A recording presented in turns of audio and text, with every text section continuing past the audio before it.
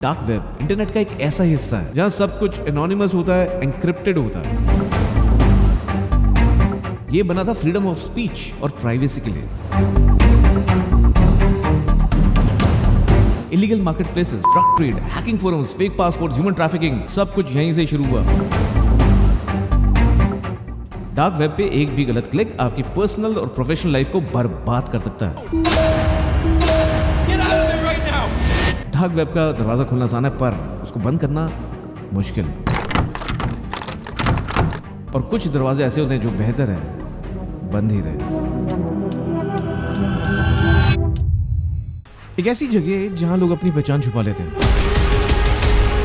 Illegal trade, black markets, जहां unimaginable crimes चलते हैं। ऐसी जगह जाने का मतलब साफ है, नो वे बैक। ये है डार्क वेब, एक ऐसी जगह जिसके बारे में आपने सुना तो होगा, पर बहुत कम लोग जा पाए होंगे। सोच के देखो, अगर मैं पीप ओए 48 घंटे इसी डार्क वेब में बिताऊं तो क्या हो सकता है? क्या मैं कुछ इलीगल देखूंगा? क्या मैं ट्रेस हो जाऊंगा? या मेरा डी कोड कुछ ऐसी हिडन चीजें बाहर निकालेगा जो मैं आप सबके साथ, पूरी दुनिया के साथ शेयर कर पाऊंगा? तो चलिए आज इस वीडियो में डीकोड करते हैं, एक्सपोज करते हैं डार्क वेब की दुनिया को, इसके ओरिजिन्स, इसके मिथ्स, इसके डेंजर्स और कुछ ऐसे रीजंस जिसकी वजह से लोग यहाँ जाने से कतराते हैं और एक दूसरे को बोलते हैं stay away from dark web. आप लोग कई बार अक्सर सोचते होंगे YouTube, Instagram, social media, Google, अब AI, यही दुनिया इंटरनेट है, पर ऐसा बिल्कुल नहीं है गाइस। अगर आपको मैं कहूं तो ये एक्चुअली में बस 4% है इंटरनेट का, बाकी 96% छुपा हुआ है डार्क वेब में। ये लॉक्ड है, ये हिडन है, पर आज इस वीडियो के माध्यम से उस लॉक को खोलते हैं, इस छुपे हुए को बाहर निकालते हैं। Let's dig down, let's go deeper, not to glorify but to expose the reality कि इसके पीछे है क्या मिथ है और क्या सच है।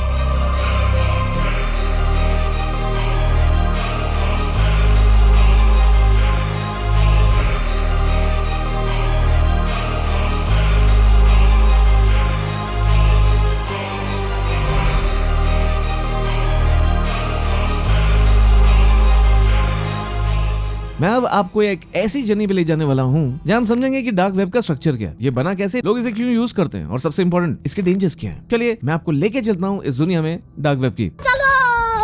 तैयार है तो सीट बेल्ट बांध ले, अपनी सवारी के लिए, सवारी अपनी सेहत के लिए खुद जिम्मेदार रहेगी। ये क्या बात हुई यार, ये क्या बात हुई?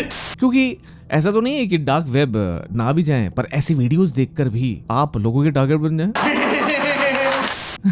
नहीं, मैं डरा नहीं रहा, ऐसा कुछ नहीं होगा। ये वीडियो देखना, बहुत ज्यादा नॉलेजेबल होने वाला है। Let's go. इंटरनेट को समझने के लिए पहले उसकी लेयर्स को समझना जरूरी है। सबसे पहले आता है सरफेस वेब, ये वही जगह है जहां हम सब रहते हैं। Google search, YouTube videos, Wikipedia, सब इंडेक्स्ड कंटेंट होता है यहाँ। फिर आता है डीप वेब, यहाँ वो डेटा होता है जो इंडेक्स नहीं है, जैसे आपके emails, cloud storage, banking information या प्राइवेट कंपनी डेटा। लीगल है पर हिडन है। और डीप वेब के अंदर छुपा एक ऐसा लेयर जिसे सारी दुनिया कहती है the dark web. Today is the day. The billion-dollar black market site because of something called the dark web. यहाँ तक पहुंचने के लिए आपको एक स्पेशल ब्राउजर चाहिए, Tor, TOR, यानी द अनियन राउटर। अगर सुना है तो कमेंट्स में जरूर बताना, अगर नहीं सुना है, पहली बार सुन रहे हो तो कमेंट्स में जरूर बताना कि द अनियन राउटर ये क्या भला है। चलिए मैं बताता हूँ, समझाता हूँ। टॉर का नाम है एनोनिमिटी, आपकी लोकेशन, IP एड्रेस और आइडेंटिटी को मास्क कर देना। इंटरेस्टिंगली टॉर ओरिजिनली बनाया था US नेवी ने, सिक्योर कम्युनिकेशन के लिए गाइस। पर्पस था मिलिट्री और इंटेलिजेंस एक्सचेंज को प्रोटेक्ट करना। लेकिन जैसे ये ओपन सोर्स बना, मिसयूज शुरू हो गया और डार्क वेब एक ऐसी जंगल बन गई जहाँ हर लेयर के पीछे एक और लेयर होती है, जैसे प्याज के छिलके, और हर लेयर आपको रियलिटी से थोड़ा दूर ले जाती है। और यही चीज मेरे मन में एक सवाल पैदा करती है, जब डार्क वेब जैसी टेक्नोलॉजी का मिसयूज हो सकता है तो इमेजिन करो कि नॉर्मल इंटरनेट पे हमारा डेटा कितना वल्नरेबल होगा। बात तो सही है। देखो, डार्क वेब इंटरनेट का एक ऐसा हिस्सा है जहां सब कुछ एनोनिमस होता है, एनक्रिप्टेड होता है, पर इसी चीज को स्कैमर्स, हैकर्स यूज करते हैं। ये डार्क वेब के वो धुरंधर और महारथी होते हैं जो आपकी सेंसिटिव इंफॉर्मेशन लीक कर लेते हैं और आपको पता भी नहीं चलता। और अगर आप नए नए हो तो आप देखते रहते हो और आपके नीचे से जमीन खिसका के ले जाते हैं। ये अपनी आइडेंटिटी तो छुपा के रखते हैं, पर आपकी चुरा लेते हैं। और इसलिए ये जो दुनिया है, काली दुनिया, ये फैसिनेटिंग जरूर है बट बहुत ही डेंजरस भी है। देखो ये तो हो गई डार्क वेब की बात, पर अगर आपको नॉर्मल बिजनेस में भी स्केल करना है ना, तो ग्लोबल मार्केट्स में आपका एक्सपेंशन करना बहुत जरूरी हो जाता है। और अगर आप प्रोडक्ट्स में डील कर रहे हैं तो आपके लिए ई कॉमर्स स्टोर बहुत इंपॉर्टेंट होता है। अब ऑनलाइन स्टोर भी ऐसा ना जो क्विक और इजी टू सेटअप हो और जहां आपका और आपके कस्टमर का डेटा बहुत सुरक्षित हो, क्योंकि इसमें हर ट्रांजैक्शन इंपॉर्टेंट होती है गाइस, और एक छोटी सी गलती भी आपके बिजनेस की रेपुटेशन को डैमेज कर सकती है। और इसलिए सिक्योर और easy to manage platform use करना हर एंटरप्रेन्योर के लिए बेहद जरूरी है। देखो मुझे याद है मेरी एक दोस्त भी इसी फेज से गुजर रही थी, उसके लिए ये सारी चीजें एक साथ मैनेज करना किसी हेडेक से कम नहीं था। एक एक काम के लिए अलग अलग प्लेटफॉर्म्स थे, जिसमें वेबसाइट के लिए सॉफ्टवेयर, फिर ऑर्डर्स के लिए दूसरा और फिर पेमेंट्स के लिए तीसरा सॉफ्टवेयर यूज हो रहा था। सब कुछ इतना स्कैटर्ड था कि बिजनेस चलाना मुश्किल हो गया था। इनफैक्ट वो ऑलमोस्ट गिव अप करने वाली थी, और तभी हमें मिला उडू, जो है एक complete all in one solution, जिससे आप अपने पूरे बिजनेस को डिजिटली मैनेज कर सकते हो। गाइस ये कहना गलत नहीं होगा कि सीरियसली ये गेम चेंजर है। 45 प्लस एप्स हैं, जिसमें मेरी फ्रेंड ने चूज किया उडू ई कॉमर्स ऐप अपने स्टोर को ऑनलाइन मैनेज करने के लिए। चलो अब देखते हैं कि इसमें फीचर्स क्या क्या मिलते हैं। तो इसमें सबसे पहले बात करेंगे प्रोफेशनल वेबसाइट बिल्डर की, जहां आप बस ड्रैग एंड ड्रॉप करके पूरा पेज रेडी कर सकते हो। मतलब टेक्निकल नॉलेज की कोई जरूरत नहीं है, यहाँ टेम्पलेट्स भी रेडी होते हैं जिनको आप अपने ब्रांड के हिसाब से कस्टमाइज कर सकते हो। देखो आपको बस कुछ ही स्टेप्स फॉलो करने, अपने बिजनेस के बारे में बताना है और अपने प्रोडक्ट के डिटेल्स डाल के आप पूरा स्टोर तुरंत रेडी कर सकते हो। इसमें जो मल्टीपल गेटवेज है ना, वो भी सब एक ही जगह इंटीग्रेटेड है। यहाँ आप डिलीवरी को भी सेटअप कर सकते हो और जो चेकआउट प्रोसेस है वो भी बहुत ईजी है। और चेकआउट प्रोसेस अच्छा हो तो कस्टमर एक्सपीरियंस तो बहुत ही अच्छा हो जाता है ना। और अब सोच रहे होंगे आप कि मोबाइल वालों के लिए क्या, तो मोबाइल जो इसका इंटरफेस है वो बहुत फ्रेंडली है, जो आपको पता है आज के टाइम में कितना इंपॉर्टेंट है। एंड गाइस मेरी दोस्त ने जब अपने ऑनलाइन बुक शॉप बिजनेस के लिए उडू को इंप्लीमेंट किया ना, तो 6 महीने में उसकी सेल्स 3 गुना हो गई। और इमेजिन करो कस्टमर रिटेंशन 40% इंप्रूव हो गया। यही नहीं, ऑटोमेटेड प्रोसेस की वजह से उसके जहां 12 घंटे लगा करते थे ना, अब 5 घंटे लगते हैं। और तो और आप उडू पर इंटरनेशनल बिजनेस ट्रांजैक्शन भी बड़ी इजीली मैनेज कर पाते हैं, वो भी मल्टीपल करेंसी के सपोर्ट के साथ। तो अगर सीरियस एंटरप्रेन्योर हो तो उडू ई कॉमर्स जरूर ट्राई करना। लिंक डिस्क्रिप्शन में मैंने दे दिया है, अभी चेक कर लो। और अगर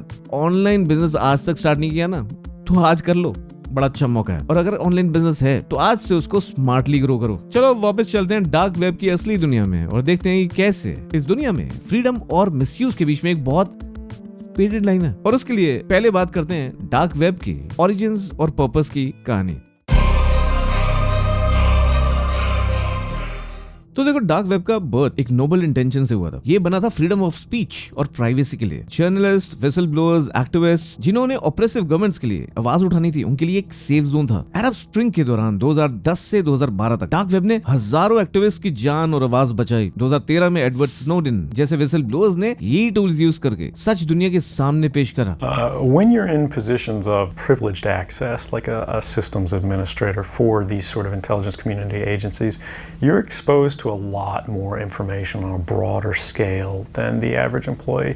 लेकिन देखो हर टेक्नोलॉजी के दो चेहरे होते हैं। जहाँ फ्रीडम मिलती है ना, वहाँ मिसयूज भी हो जाता है। जैसे सोशल मीडिया, इंटरनेट, टेक्नोलॉजी जहाँ बून था वहीं बेन भी बन गया। कुछ लोग यहाँ डार्क वेब में एनोनिमिटी का फायदा उठाकर अपने गलत काम छुपा लेते हैं। सोचो illegal market places, trade, hacking forums, fake passport, human trafficking, सब कुछ यहीं से शुरू हुआ। जो एक अच्छी शुरुआत थी वो एक बहुत ही ज्यादा खतरनाक चीज बन गई, इतनी कि आप और मैं वहां जाने से भी कतराने लगे। और इसी वजह से डार्क वेब का सबसे फेमस और पॉपुलर नाम बना द सिल्क रोड।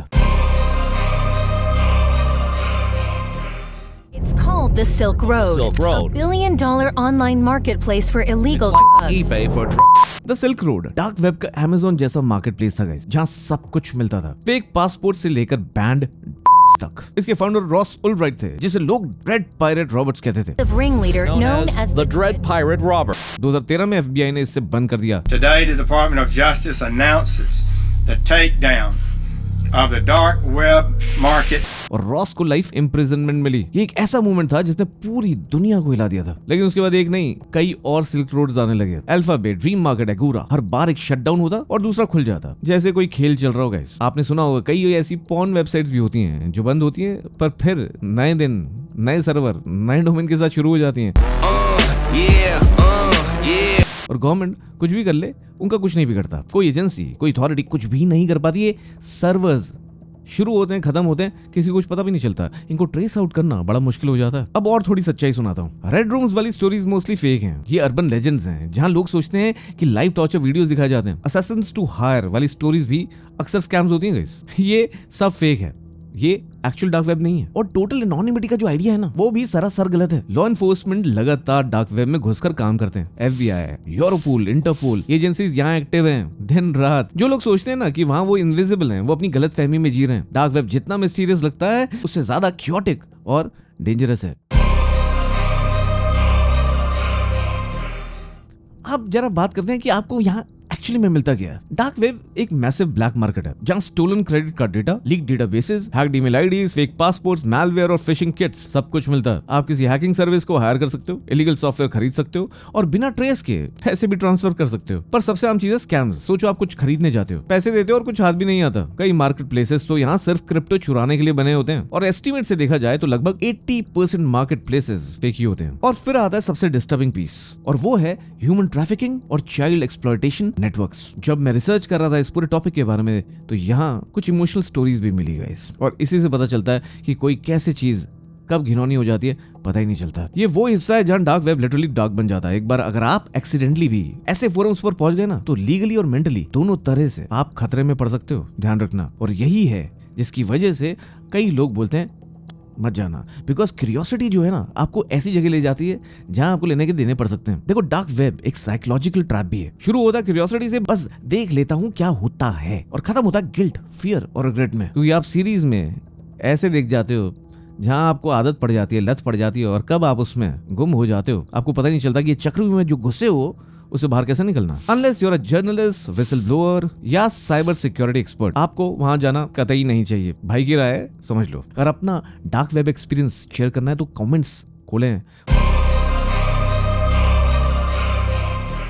देखो, डार्क वेब पे जाना इलीगल नहीं है, लेकिन जो आप देखते हो वो इलीगल हो सकता है। और इंडिया में आईटी एक्ट के अंदर अगर आप इलीगल कंटेंट को एक्सेस करते हो तो आप पर क्रिमिनल चार्जेस भी लग सकते हैं। साइबर सिक्योरिटी रिस्क वैसे ही अलग लेवल का होता है। टॉर से आपका आईपी मास्क हो सकता है, लेकिन एक गलत क्लिक से मैलवेयर साइलेंटली इंस्टॉल हो सकता है, रैंसमवेयर एक्टिवेट हो सकता है, और आपका वेबकैम या माइक हैक हो सकता है। मतलब आईपी तो छुपा लिया आपने, पर सिस्टम एक्सपोज हो गया, फिर क्या करोगे? आपका कैमरा अगर आप पे निगरानी रखने लगे तो क्या करोगे? आपका ऑडियो हैक हो गया तो जो आप बोल रहे हो सारी बातें सुनाई किसी को देने लगी तो आप क्या करोगे? बिकॉज कहां अपने आप को बचाओगे मेरे दोस्त? कौन कौन सी डिटेल्स छुपाओगे मेरे दोस्त? और सबसे बड़ा खतरा पता है क्या है? ये वीडियो नहीं, ये वीडियो नहीं है। Just chill, Donald. सबसे बड़ा खतरा है यहाँ डार्क वेब में आइडेंटिटी थेफ्ट का। अगर एक बार आपका डेटा लीक हो गया ना, तो आपके नाम पे बैंक फ्रॉड्स, फेक ट्रांजैक्शंस और दूसरे साइबर क्राइम्स भी हो सकते हैं। मतलब क्राइम कोई और करेगा, नाम आपका आएगा। ये वही बात हो गई, किसी ने एक्सीडेंट कर दिया आपकी कार से, आपकी कार चोरी हो गई थी, ऐसे ही कुछ समझ लीजिए। डार्क वेब पे एक भी गलत क्लिक आपकी पर्सनल और प्रोफेशनल लाइफ को बर्बाद कर सकता है। अब मैं वीडियो खत्म करता हूँ, कुछ फाइनल थॉट्स आपके साथ शेयर करता हूँ।